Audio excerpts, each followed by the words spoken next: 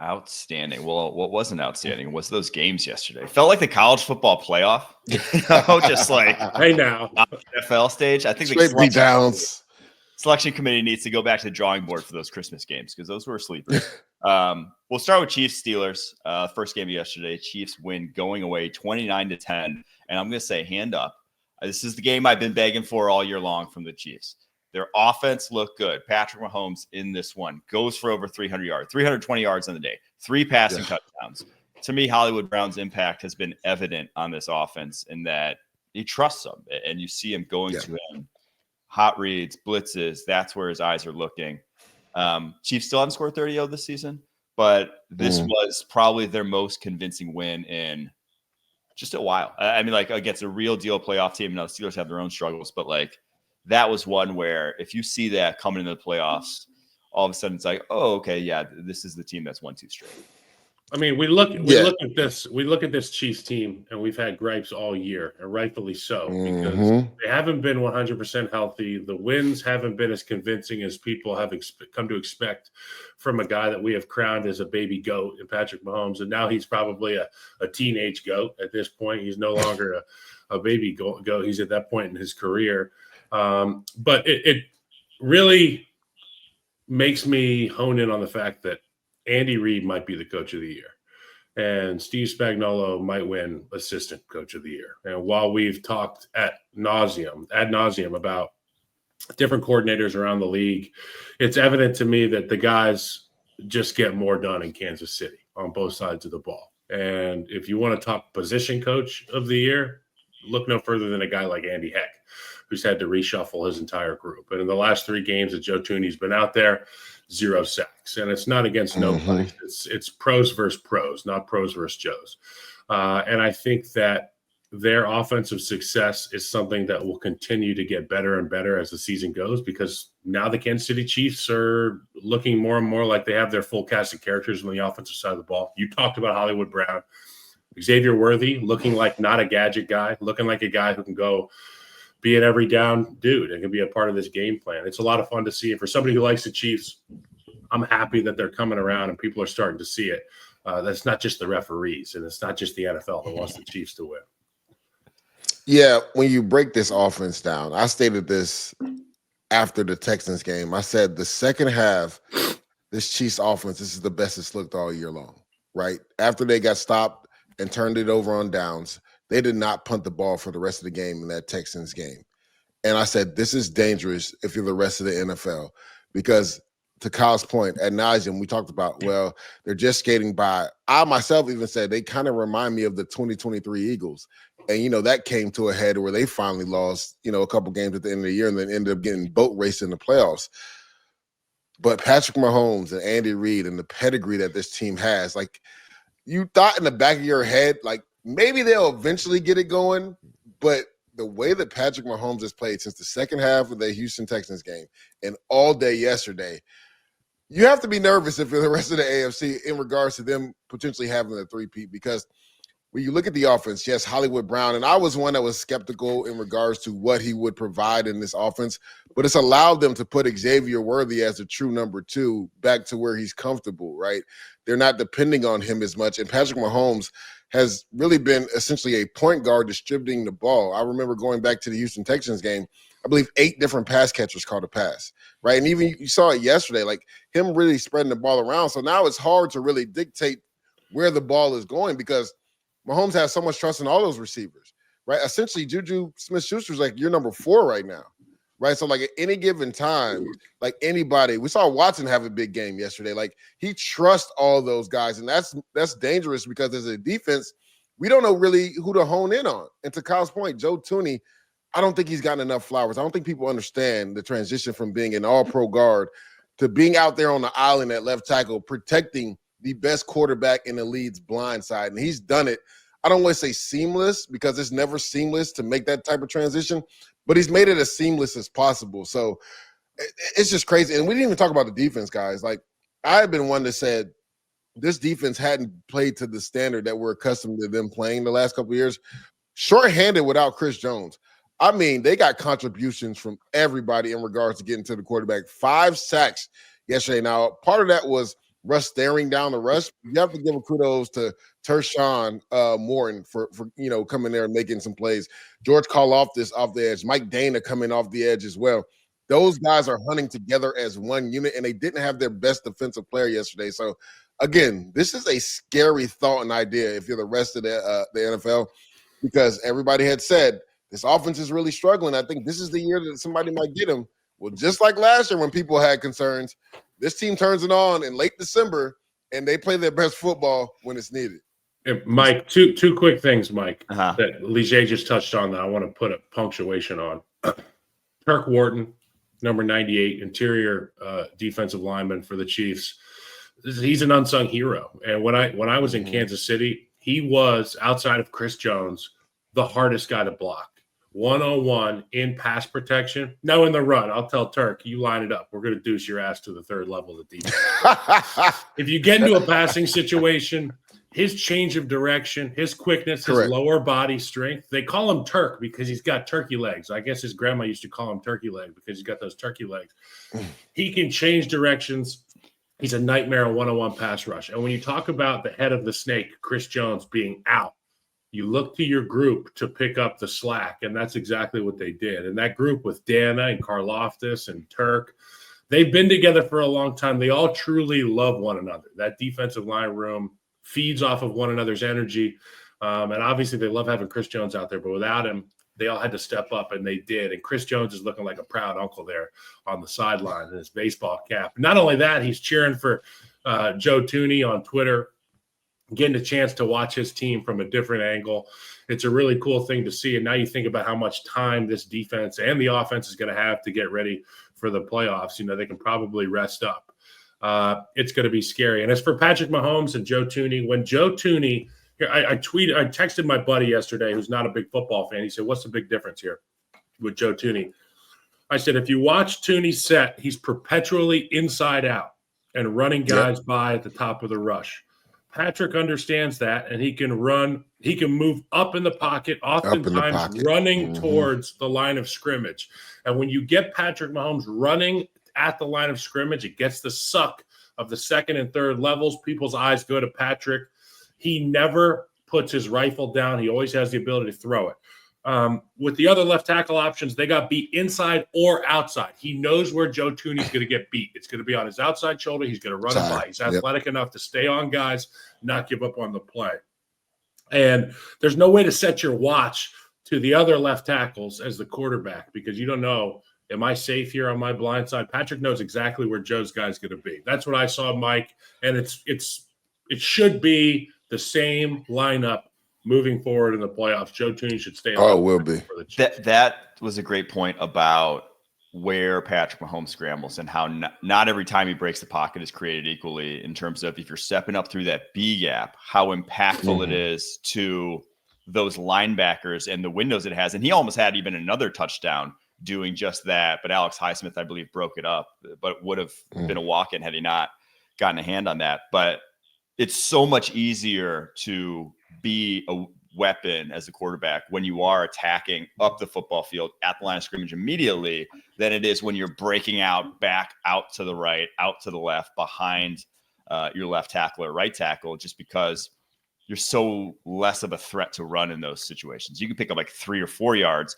You're not going to get an easy 10 to 12. The way Mitch Schwartz used to do the same thing that Joe Thuney does. And I'm not saying they're anywhere near the same player from a talent, technique standpoint, but you knew that they were not going to lose underneath. And Patrick stepping up in that pocket, he can change the launch point. He can change the look at the second level of the defense.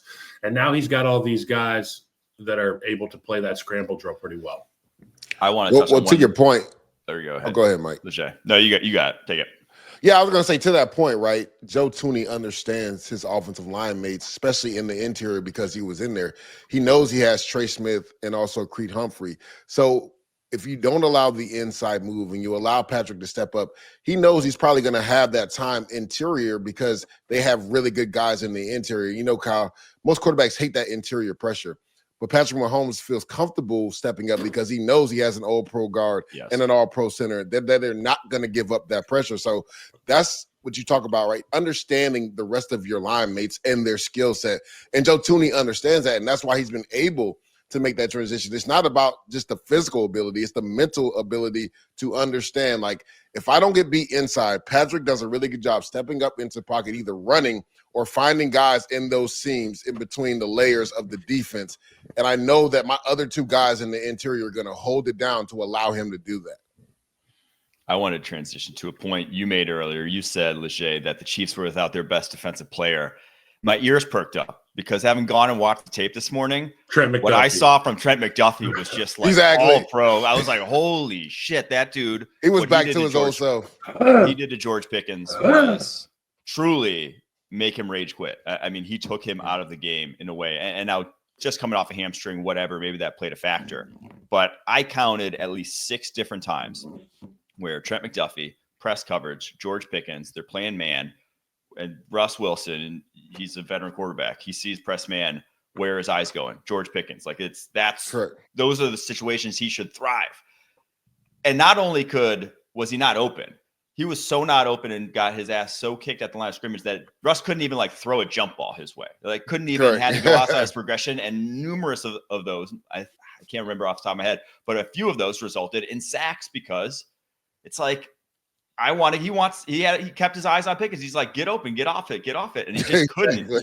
And he also made that game changing forced fumble. And it's like, that's the kind of guy that in your secondary, if you have a guy like that, it just does so much for your defense, because if you have a guy that's going to win every press one-on-one situation, pretty much did in that game, it does a lot for your defense. So how about that linebacking trio, Mike? How about our guy, Nick Bolton, who is just like London Fletcher reincarnated out there? He's like he's a war daddy. 7 war daddy, just running through A-B gaps, tackling with reckless abandon. Drew Tranquil, they have like different phenotypes of the linebacker position there. Yeah, Nick Bolton is like the squatty tackle to tackle tackler.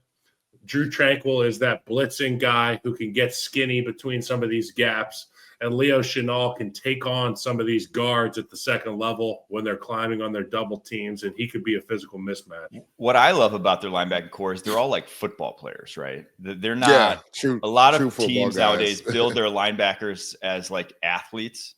Those are the ones that get drafted high, guys who are freaks, but maybe don't, like your Kenneth Murrays of the world, maybe don't have high football IQs. They're kind of just see and hit guys. The Chiefs linebacking core is like all 3 guys, quarterbacks exactly of the defense. That's when you got that at second level, that you just make a lot more plays that, if you didn't have it, maybe they're not the freakiest of athletes, but they make plays consistently that are just like that take some level of processing that other guys in the league don't have. So it's a well put together defense. That's for damn sure. But we talked about the Chiefs now and them figuring out an offense now that's scary for the rest of the NFL. Let's talk about how the Ravens now have found a defense over the past few weeks. If that's the case, and they shut the Texans offense out in this one, 31-2. That 2 obviously came from a Derrick Henry safety. But this Ravens defense all of a sudden looks legit. They hold CJ Stroud to 17-31, 185 yards, a pick in that game as they just flat out romped them. Leger, what have you seen from this defense turnaround for the Ravens? The move of moving Kyle Hamilton from nickel slot corner in the box, linebacker, back to his traditional safety spot and benching Marcus Williams has paid so many dividends to this Ravens team. Our Darius Washington has kind of been like their Geno Stone this year. Is that exactly as like an unsung hero, right? That's who Geno Stone was for this defense last year. And then also, like I had question marks about this pass rush year in and year out. Calvin Noy has found the fountain of youth.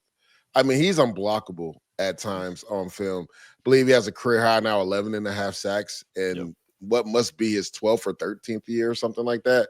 So that was an amazing signing. And then kudos to Zach Orr too, right? Because you lose a guy like Mike McDonald, he goes to the Seattle Seahawks, and there's a lot of pressure, right? Because they had the number 1 overall defense last year, and it was ugly in the beginning of the year.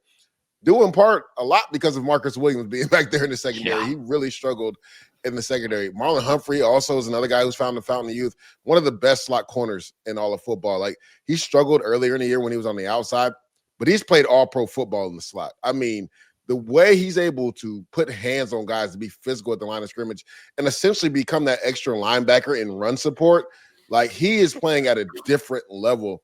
I remember that BS pass interference call on him on 4th down, which was nonsense because as a DB, that is how you coach it up. Like he got his head around. He didn't turn the receiver at the top of the route and get the ref through it. On the next play, right, he didn't let it bother him, right? As DBs, you got to be fish. Like, you have to forget what happened the play before. I'm talking about picture-perfect technique on that slant route. Stayed square and punched the ball right when it got to the receiver's hands. I mean, he's played out of his mind the last couple of weeks. The Ravens went from the worst passing defense in football to the #1 passing defense in football. And we were talking about the Chiefs and how scary that is. That's very scary when you have an offense like the Ravens have with Derrick Henry and Lamar Jackson. So, you're talking about now a team that's going to be playing with leads.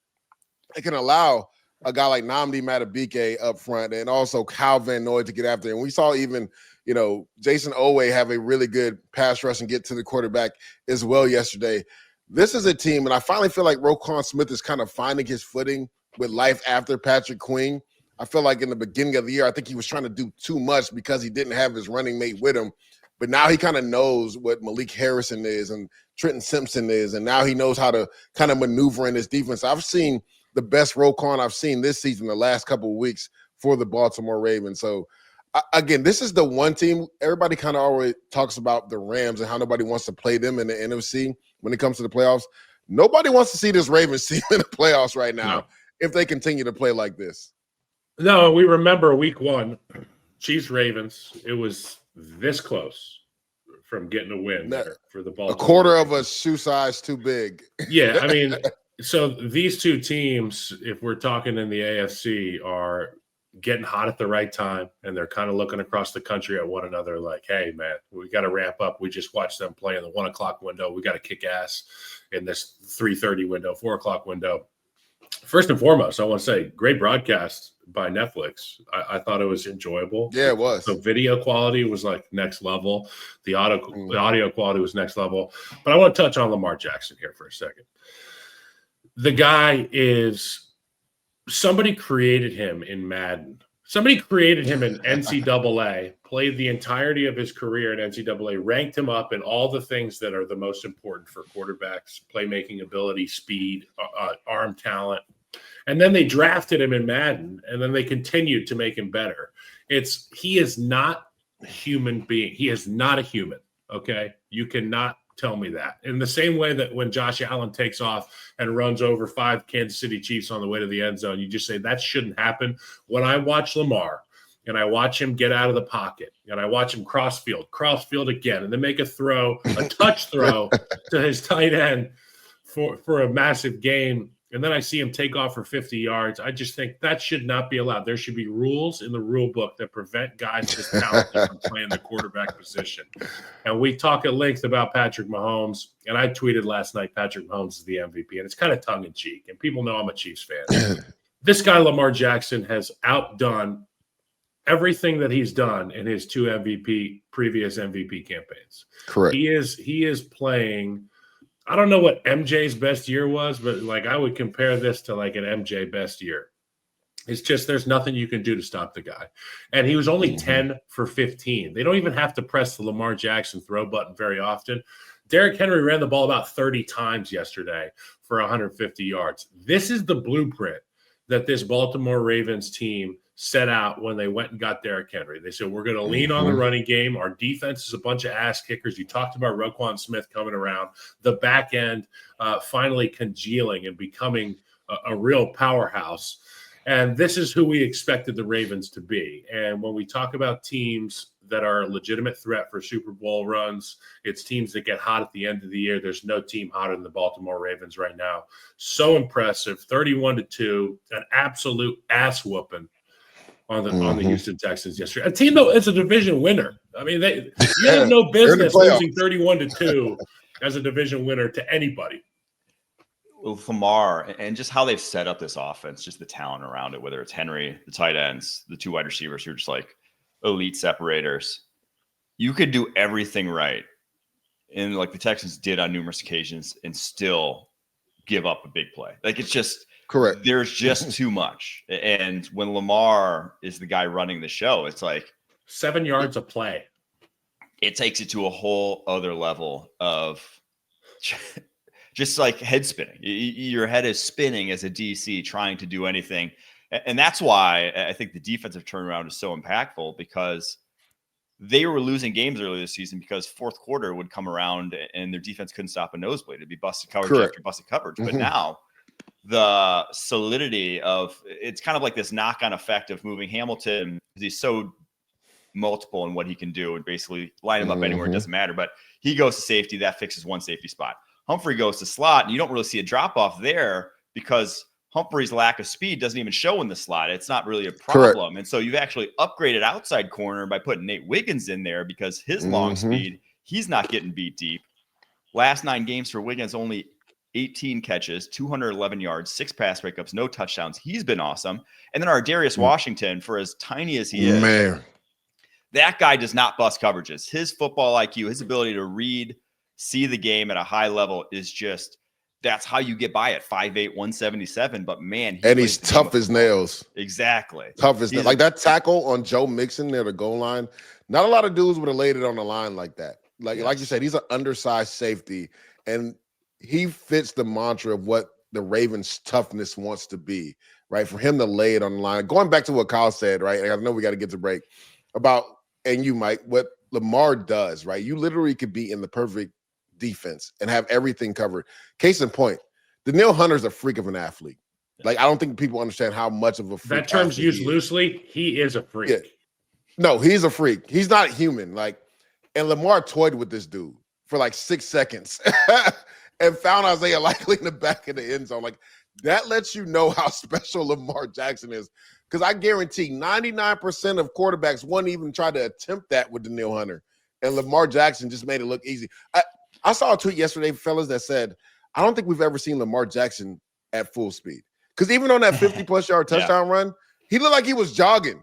He literally looked at the safety and was like, you got no chance. You got no chance of catching me, right? And he's just elevated his game to the next level. Quick before we go to break, guys, if the season ended today, who's your MVP? Mike, you go, then Kyle. Lamar. It's got to be Lamar Jackson. Just don't look at people looked at me crazy when I said 2 weeks ago that this MVP race wasn't over. They looked at me crazy. I said Lamar has two standalone games, right? He was in the same scenario last year on Christmas Day when going into that, Brock Purdy was the favorite for MVP. And Lamar dog walked the San Francisco 49ers just like he dog walked the Texans yesterday. I knew when they had Beyonce performing at halftime, and I did the Pete Prisco Power Rankings and picks. I said, there is no way I'm going to pick against Lamar Jackson in a game in Houston where Beyonce is performing. And Pete looked at me. He was like, he said he was going to watch it. I said, 100% he's going to watch it. He's like, what if they're losing? And I looked at him. I was like, Pete, they're not losing. They're not losing this game.